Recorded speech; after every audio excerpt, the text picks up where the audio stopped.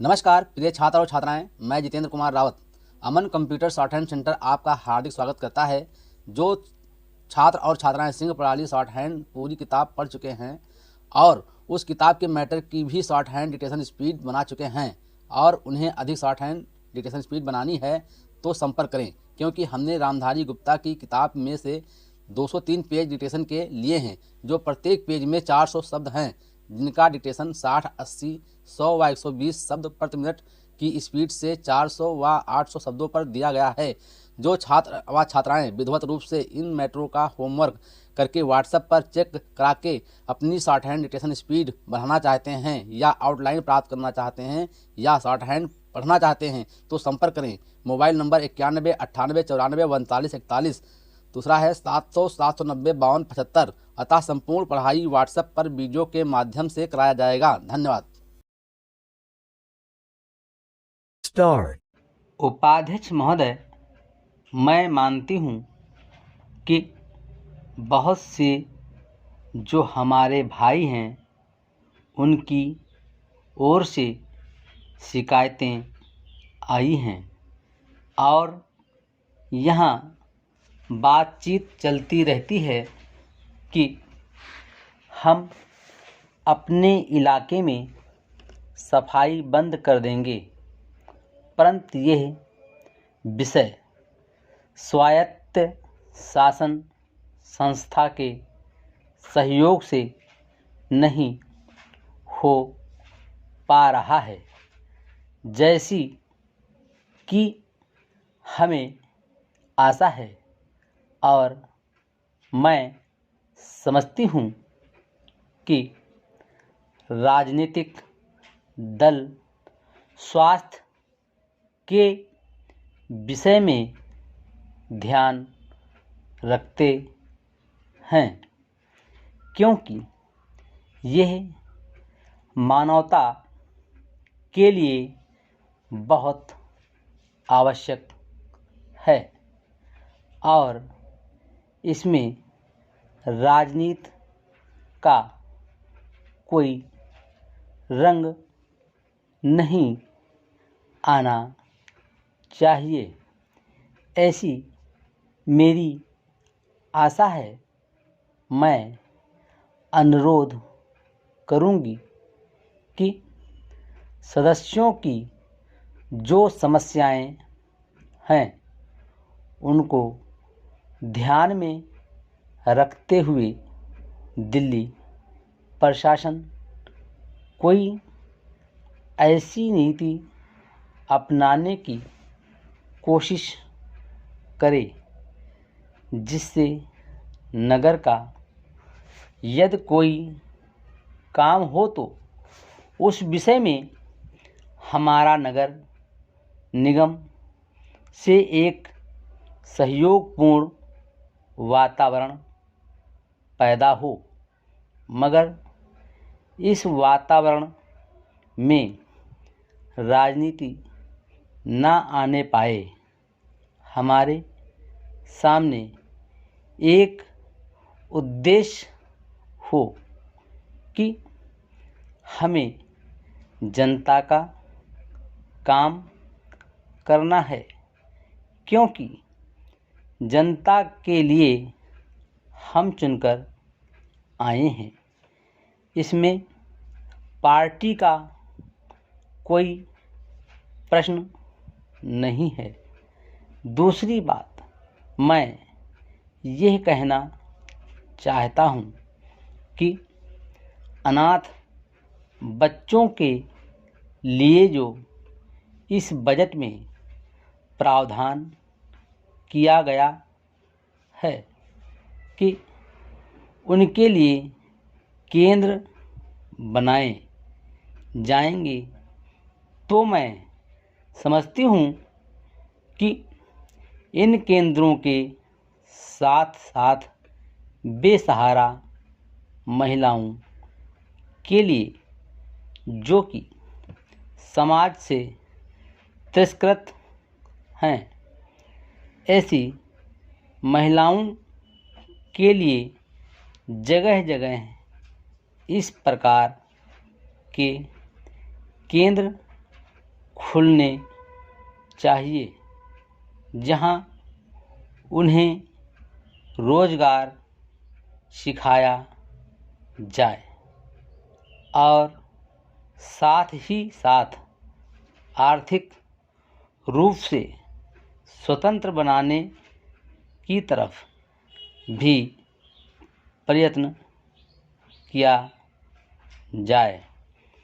इस विषय में मेरा एक सुझाव है कि जो बच्चे अनाथ हैं, जो बेसहारा महिलाएं हैं, उनकी तरफ हमारी पूरी कोशिश होनी चाहिए कि जो अनाथ बच्चे हैं, जो समाज से तिरस्कृत हैं, उनको अवहेलना की दृष्टि से देखा जाता है, उनके लिए केंद्र बनाए जाएं और उन केंद्रों में वो अधिकारी रखें जाएं जिनके संरक्षण में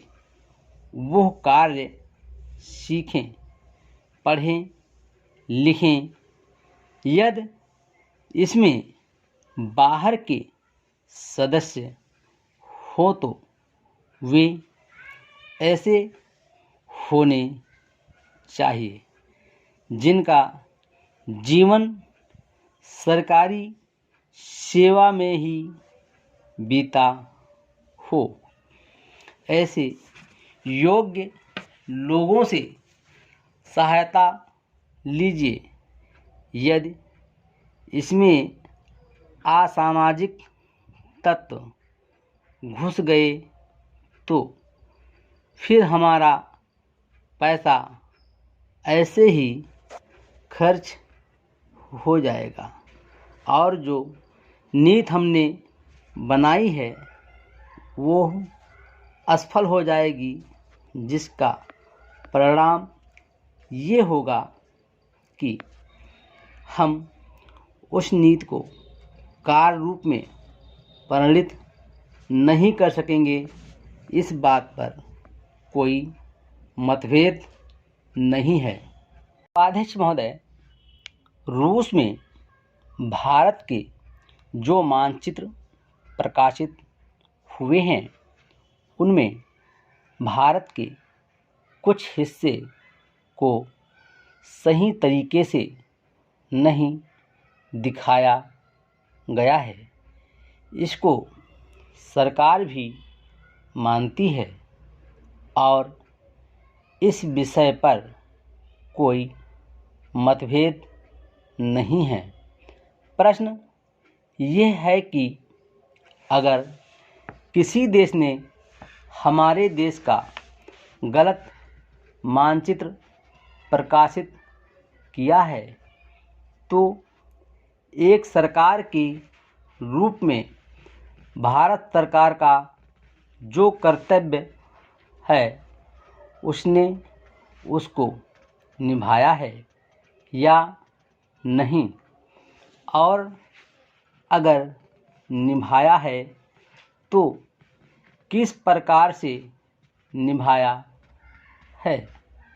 जब भारत सरकार का ध्यान इसमें प्रकाशित उस मानचित्र की ओर दिलाया गया जिसमें हमारे देश के कुछ भाग को गलत ढंग से दिखाया गया था, तो उसने 1956 में ही, जबकि न तो भारत और चीन की सीमा का प्रश्न पैदा हुआ था, इस बारे में रूस ने विरोध किया।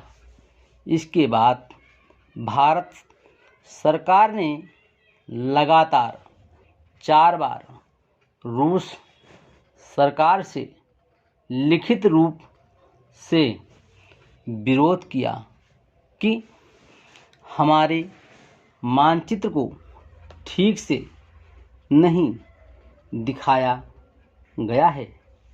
जिस मानचित्र को लेकर यह चर्चा हो रही है, जब उसकी ओर बहुत भारत का ध्यान गया तो उसने जून, जुलाई और अगस्त में लगातार 3 बार अपने राजदूतों के माध्यम से और रूस के जो अधिकारी हमारे देश में आए उनसे बातचीत करके रूस का ध्यान इस ओर आकर्षित किया कि उसने इस देश का मानचित्र ठीक नहीं दिखाया है।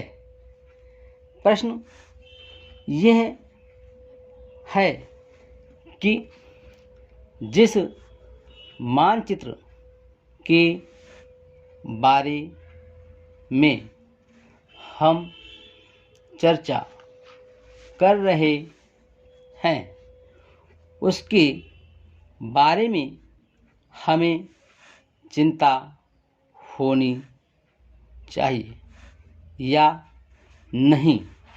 मैं समझता हूँ कि अगर दुनिया का कोई भी देश हमारा मानचित्र सही ढंग से नहीं दिखाता है तो स्वाभाविक रूप से देश को उसके बारे में चिंता करनी चाहिए।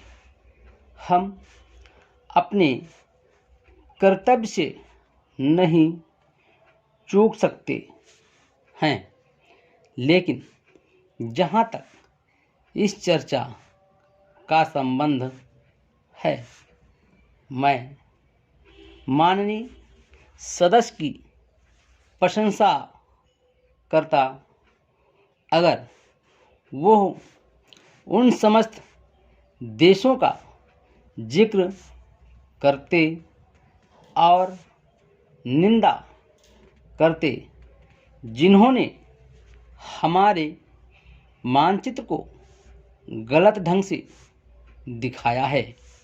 उदाहरण के लिए पाकिस्तान को शिकायत है उसके मानचित्र को केवल रूस, इराक और मिस्र ने ही नहीं बल्कि अमेरिका ने भी गलत दिखाया है।